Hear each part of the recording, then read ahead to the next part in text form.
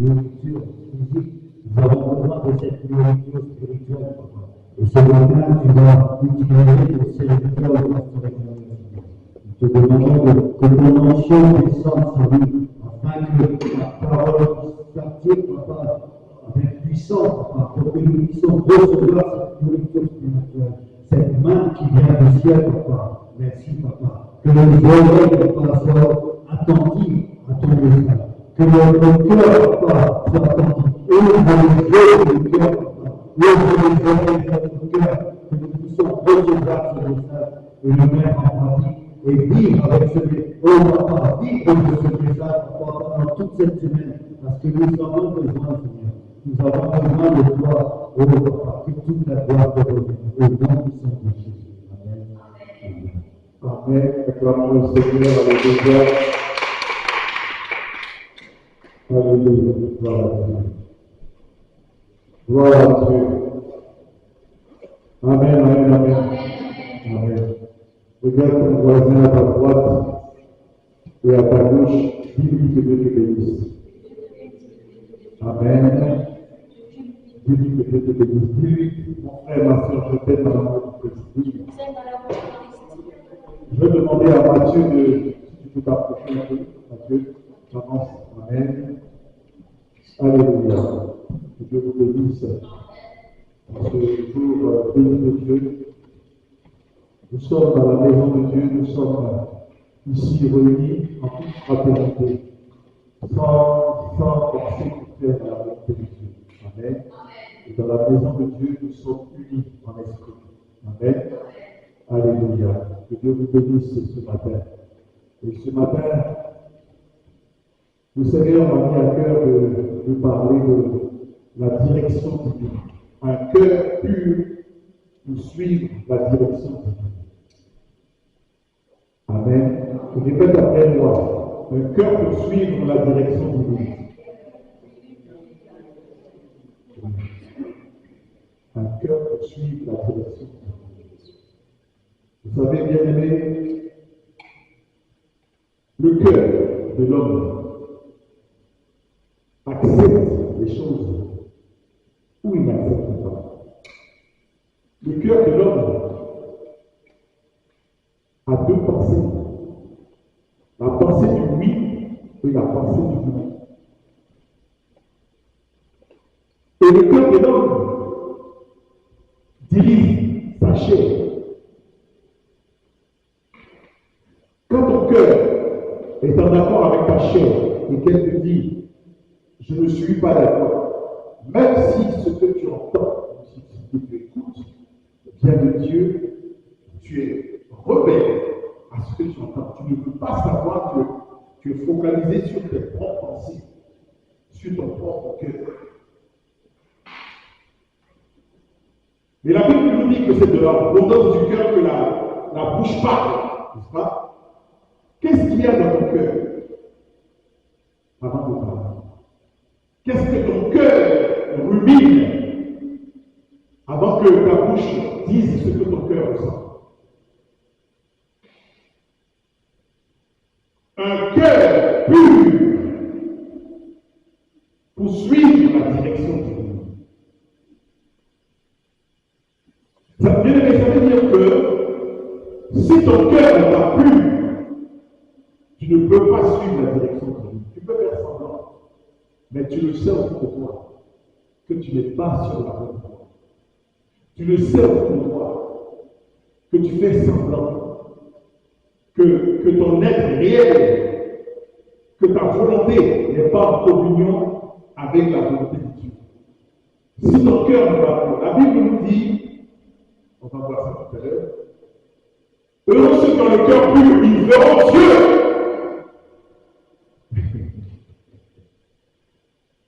Ceux qui ont le cœur pur verront Dieu.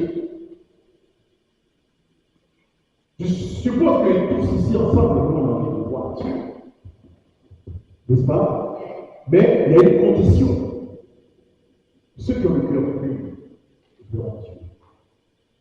Nous devons absolument avoir le cœur pur pour voir Dieu.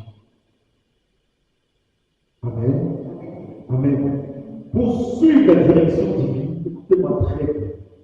Pour suivre la direction divine, il faut absolument avoir un cœur humble.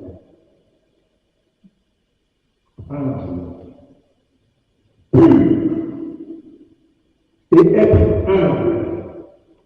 Surtout avoir une dépendance devant Dieu. Il faut se repentir devant Dieu. Et se débarrasser des pensées impures. L'être humain a trop de pensées impures. Nous avons trop de pensées impures qui nous gênent dans notre cheminement avec Dieu. Qui nous gênent dans notre cheminement avec la direction de Dieu. Nous avons trop de mauvaises pensées impures. Les pensées. Et quand nous avons de mauvaises pensées, tout ce que nous faisons est charnel et est en inimitié avec les choses de Dieu. S'approcher de Dieu, il faut pouvoir suivre la direction de Dieu divine. Il faut s'approcher de Dieu de manière authentique et sincère. Il faut être authentique et sincère. Amen. Il faut faire appel au Saint-Esprit. Il faut faire appel au Saint-Esprit. Il faut faire appel au Saint-Esprit pour prier, pour méditer les Saintes Écritures. Il faut faire appel au Saint-Esprit. Nous venons à l'église les dimanches. Nous espérons venir prier notre Dieu. Et nous voyons, nous constatons que nous devons encore faire des progrès. Oui, nous devons faire encore des progrès dans notre marche vers la direction divine. Mais pour les progrès que nous devons faire, doit se tourner autour de notre cœur. Le cœur détient le cœur, la clé. Vous comprenez? Quand vous ouvrez une porte, il vous faut une clé, n'est-ce pas, pour ouvrir une porte. Pour ouvrir la porte, il vous faut une clé. Mais vous, pour avoir accès à la direction divine, pour voir Dieu, c'est votre cœur qui est la clé. Un cœur pur. Un cœur pur pour suivre la direction divine. Alléluia. Oui, il faut prier. Il faut méditer la parole. Il faut méditer les Saintes Écritures. La Bible dit dans Matthieu chapitre 5, verset 8. Matthieu chapitre 5, verset 8. Matthieu chapitre 5, verset 8. Que nous dit la parole de Dieu? Matthieu chapitre 5, verset 8. Je lis la parole de Dieu. Heureux ceux qui ont le cœur pur, car ils verront Dieu.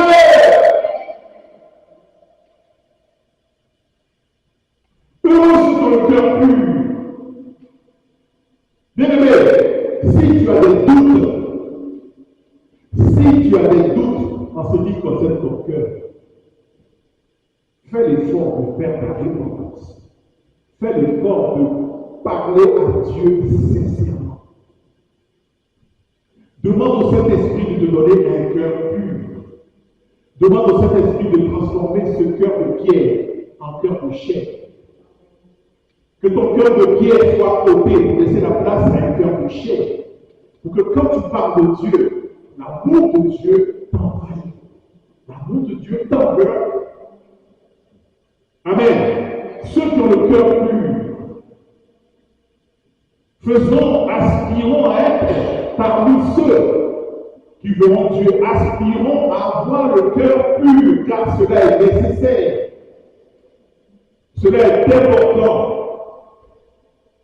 Ne laissons pas la chair, nos désirs charnels et nos préjugés. Moi je. Cela nous empêche d'écouter le Saint-Esprit pour suivre la direction. Amen. Amen. On va voir un deuxième passage, on va la suite du message dans la continuité. On va aller dans les psaumes de l'Ancien Testament, le psaume 51, verset 8 à 12. Le psaume 51, verset 8 à 12.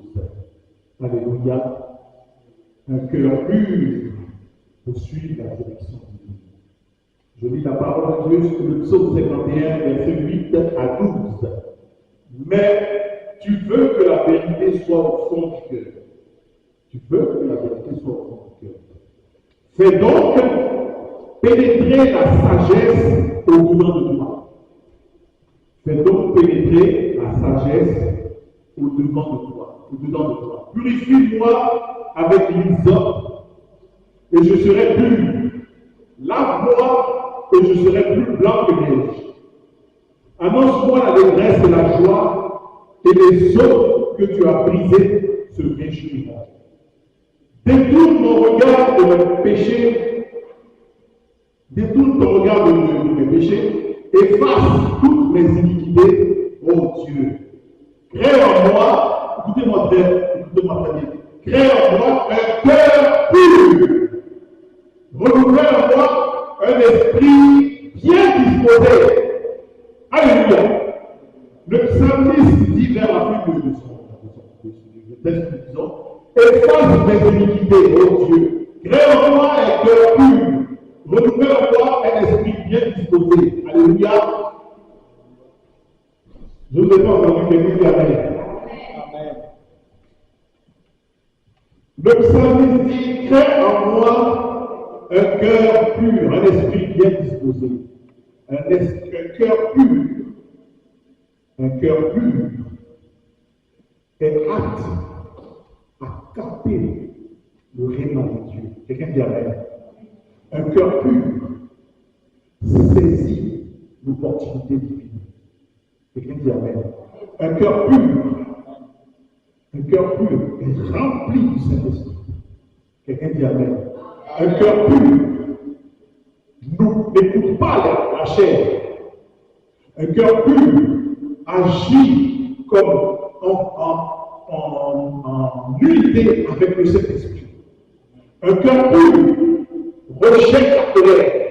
Un cœur pur refuse la trahison, refuse la traîtrise. Un cœur pur fait sortir de la bouche des paroles de sincérité et d'amour. Un cœur pur nous emmène à aimer notre prochain comme nous-mêmes. Un cœur pur rejette les critiques. Un cœur pur est conduit par la puissance du Saint-Esprit. Un cœur pur comprend les Écritures. Un cœur pur prône pour l'unité dans l'Église. Un cœur pur est toujours à l'écoute des autres. Un cœur pur cherche toujours à aider son prochain. Un cœur pur parle avec amour. Amen. Alléluia. C'est ça le cœur pur. Alléluia. Amen. Alléluia. Oui, le cœur pur. Le psalmiste dit, Alléluia. Ô Dieu, crée en moi un cœur pur, renouvelle en moi un esprit bien disposé. Il s'agit de ça. Le psalmiste avait compris. Il a compris sa relation qu'il avait avec Dieu. Il faisait attention à ce qu'il faisait. Et surtout, quand il a écrit ces psaumes, c'était vraiment des psaumes qui ont été dits, qui ont été écrits sous l'inspiration du Saint-Esprit. Amen. Amen. Encore un autre passage, le psaume 32, verset 8. Le psaume 32, verset 8. Le psaume 32, verset 8, que nous dit la Bible. Psaume 32, verset 8. Je lis la parole de Dieu. Je t'instruirai et te montrerai la voie que tu dois suivre. Je te conseillerai, j'aurai le regard sur toi. Amen. Je t'instruirai et je te montrerai la voie que tu dois suivre. Amen. Amen. Je t'instruirai et je te montrerai la voie que tu dois suivre. Le Saint-Esprit qui te conduit dans la direction divine. Alléluia. il dit, je te conseillerai et j'aurai le regard sur toi. Ceux qui ont le cœur pur, regardez-moi 2 minutes, ceux qui ont le cœur pur sont conseillés par le Saint-Esprit. Ceux qui ont le cœur pur, Dieu a son regard sur eux. Parce que dans le texte que nous venons de lire tout à l'heure, la Bible dit, eux qui ont le cœur pur, car ils verront Dieu. Voyez-moi bien aimé. Aujourd'hui, dans le monde dans lequel nous vivons,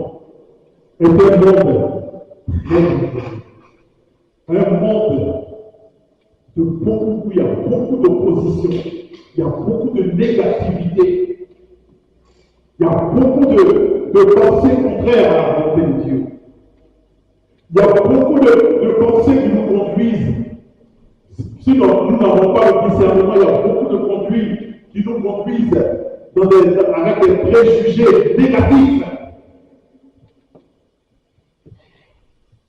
Et si nous ne faisons pas attention, on se laisse emporter par des doctrines à tout vent. Et on ne comprend pas. On arrive à ne plus avoir cette foi que nous avions pour Dieu. Nous menons une vie de compromis. Il y a trop de compromis sur cette terre. La parole de Dieu est claire. Il n'y a pas de compromis avec Dieu. Heureux ceux qui ont le cœur pur, car ils verront Dieu. Il n'y a pas de compromission à cela. On ne te dira pas oui, heureux ceux qui ont le cœur pur. Peut-être que, bon, même si tu n'as pas le cœur pur, peut-être que tu verras Dieu, mais bon, de temps en temps. Non! La parole de Dieu, elle est claire. Si tu as un cœur pur, tu vas voir Dieu. Amen. Amen. Il faut accepter. Elle est peut-être dure à entendre, mais c'est la vérité. Il y a des paroles qui sont dures à entendre, mais qui sont la vérité. Il faut les accepter. Il faut avoir aussi le cœur humble pour reconnaître notre état de foi, pour reconnaître notre situation en tant que chrétien.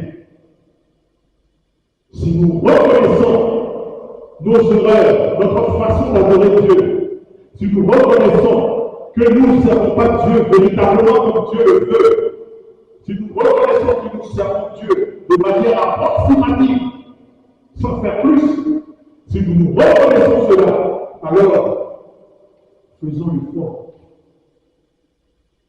de nous améliorer, faisons l'effort de chercher la face de Dieu. Faisons l'effort de demander au Saint-Esprit de nous renouveler au-dedans de nous, de nous transformer le cœur. Je répète encore, c'est de l'abondance du cœur que la bouche parle. Si vous voulez connaître une personne, apprenez à écouter ce qui vient de son cœur, vous allez apprendre à la connaître. Si cette personne dans son cœur médite des méchancetés, de la vanité, de l'orgueil qu'elle parle, vous allez savoir qu'elle a un cœur qui n'est pas pour Dieu. Mais si cette personne vous parle d'amour, de paix, de réconciliation, cette personne est à votre écoute, alors vous saurez que cette personne est en bonne foi pour avoir un cœur pur pour suivre la direction de Dieu. Un cœur pur répand l'amour autour de lui. Un cœur pur, c'est ça. Un cœur pur ne fait pas d'acception. Oui, celui-là, je l'aime. Bon, celui-là, non. Je ne l'aime pas trop parce qu'il est comme ça. Un cœur pur ne juge pas. Un cœur pur ne se lamente pas. Un cœur pur prend la tolérance. Il faut être tolérant. Même si les gens ne sont pas comme toi, il faut apprendre à les aimer tels qu'ils sont. Il ne faut pas les juger. Un cœur pur emmène l'alliance fraternelle. Amen. Amen, amen, amen, amen. On va continuer encore notre texte, Jean chapitre 14, verset 27. Jean chapitre 14, verset 27. Alléluia. Je lis la parole de Dieu, Jean chapitre 14, verset 27. Je vous laisse la paix, dit Jésus. Je vous donne ma paix. Je ne vous donne pas comme le monde donne, que votre cœur ne se trouble point et ne s'alarme point. Amen. Je vous laisse la paix.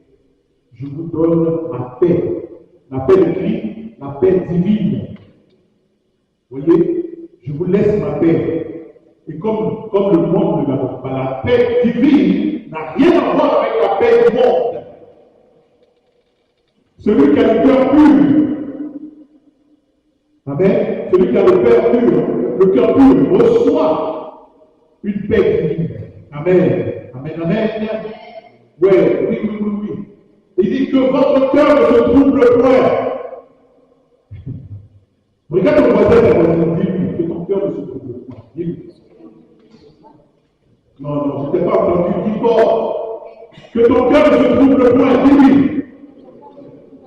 Oui, que votre cœur ne se trouble point. Amen. Et ne s'alarme point.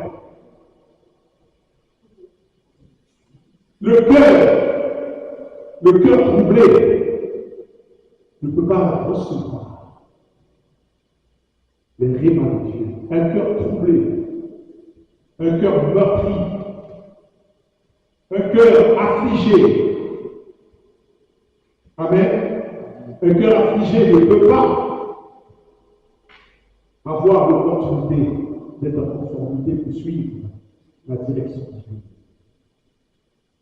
Comprenez? Mais la Bible dit dans Jean, il dit que votre cœur ne se trouble point et ne s'alarme point. Soyez tranquilles. Dieu est au contrôle. Dis-lui derrière ton voisin, dis-lui Dieu est au contrôle. Dieu est au contrôle. Dis-lui. Dieu est au contrôle de ta vie. Dieu est au contrôle de ce que tu fais. Ne t'inquiète pas. Continue seulement. Prends courage. Tape l'épaule de ton voisin. Dis-lui, prends courage. Prends courage. Prends courage. Prends courage. Dieu est au contrôle. Dieu ne t'abandonnera pas. Il est là pour t'aider. Il est là pour nous aider. Il est là pour nous montrer le chemin. Il est là pour nous fortifier quand on est dans le désarroi. Et quand on est dans la tristesse. Dieu est là pour nous emmener à être dans la joie. Que lui, une joie divine. Dieu est amour. Bien, Dieu est amour.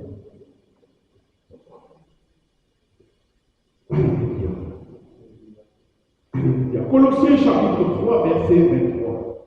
Colossiens chapitre 3, verset 23. Oui, tout ce qui concerne le cœur. Colossiens chapitre 3, les épîtres de Paul, le Nouveau Testament, Colossiens chapitre 3, verset 23. Je lis la parole de Dieu. Écoutez-moi très bien. Colossiens chapitre 3, verset 23. Tout ce que vous faites, écoutez-moi très bien, tout ce que vous faites, faites-le de bon cœur. Amen. Je reprends. Tout ce que vous faites, faites-le de bon cœur. Comme pour le Seigneur, et non pour les hommes. Amen. Il faut que j'avance. Tout ce que vous faites de bon cœur, faites en sorte que ça soit bon. Vous ne faites pas ça. Dites-vous bien dans le fond du cœur que vous ne faites pas ça pour les hommes. Vous ne faites pas ça pour tous les hommes. Vous faites pour Dieu. Vous, tous les jours que vous faites, tout ce que vous dites, toutes les actions que vous menez, posez-vous la question de savoir que est-ce que ce que je fais est agréable à Dieu? C'est important. Quand tu parles à quelqu'un, avant de parler à la personne, tu te dis, mais si je lui dis ça, est-ce que ça sera agréable à Dieu? Si je veux faire une action pour mon frère et ma soeur, pour l'église, Il faut que tu saches que tu ne fais pas ça pour un homme, mais tu fais ça pour Dieu. Amen. Tout ce que nous faisons, nous devons chercher à savoir si ce que nous faisons est agréable à Dieu. Ce n'est pas pour faire plaisir au pasteur Emmanuel. Ce n'est pas pour faire plaisir à maman Daniel, ou bien à qui, à la sœur Jésus, ou bien à Anita. Non. Tu viens à l'église, ce n'est pas pour faire plaisir à quelqu'un d'autre. Non. Mais si tu viens, c'est parce que tu viens d'avoir ta présence, dans la présence de Dieu, pour lui faire plaisir d'abord. Quelle que soit ta situation, quel que soit ton état de santé, quelle que soit ta façon d'agir, il faut que tu saches que tu le fais pour Dieu d'abord. Amen. Alléluia. Gloire à Dieu. Amen, amen, amen. Tu le fais pour Dieu. Amen. Tout ce que vous faites, faites-le de bon cœur, comme pour le Seigneur et non pour les hommes. Amen. On va repartir dans l'Ancien Testament, Job chapitre 22, verset 28. Aujourd'hui, je vais vous faire lire le passage, comme ça vous pourrez écrire et puis méditer chez vous à la maison. Job, Ancien Testament, Job chapitre 22, verset 28. Alléluia. Job chapitre 22, verset 28. La Bible dit, je lis la parole de Dieu, à tes résolutions répondra le succès, sur tes sentiers brillera la lumière. À tes résolutions répondra le succès. Amen. Si tu as de bonnes résolutions, si tu prends de bonnes décisions, tu auras du succès. La Bible dit à tes résolutions répondra le succès. Et il dit sur tes sentiers, sur le chemin que tu empruntes, brillera la lumière. Amen. La Bible ne dit pas brillera les ténèbres. Non, non, la Bible dit brillera la lumière. Tout se passe dans le cœur. Qu'est-ce que ton cœur a résolu de faire? Qu'est-ce que votre cœur a résolu de faire? À tes résolutions répondra le succès. Si tu prends de bonnes résolutions avec ton cœur, tu vas voir que tu vas être aimé de tout le monde. Tout le monde va t'apprécier. Même ceux qui te détestaient avant. Même ceux avec qui, même ceux avec qui tu avais des incompréhensions, des disputes dans ta famille, parmi tes amis, parmi tes relations. Mais tout se passe dans ton cœur si tu prends de bonnes résolutions. Les résolutions de te mettre au-dessus des offenses. Les résolutions d'apprendre à pardonner les offenses. Quand nous disons le nom de Père, nous pardonnons aussi à ceux qui nous ont offensés. Vous voyez, nous pardonnons aussi à ceux qui nous ont offensés. Tu vois? Et ça, si tu prends de bonnes résolutions, de pardonner à ceux qui t'ont offensé, répondra le succès. Le succès va venir dans tes résolutions. Même si la personne garde toujours en cœur. Toi, libère ton cœur. Parle avec amour. À un moment donné, cette personne se rendra compte qu'elle a mal fait vis-à-vis de toi. Elle va se rapprocher de toi. Et la réconciliation va être faite. Vous ne pouvez pas savoir comment deux personnes qui se sont disputées pendant des années se réconcilient. Vous ne pouvez pas savoir comment c'est le choix de se réconcilier avec une personne avec qui on a eu des problèmes, des disputes. Tout ça, Dieu nous dit,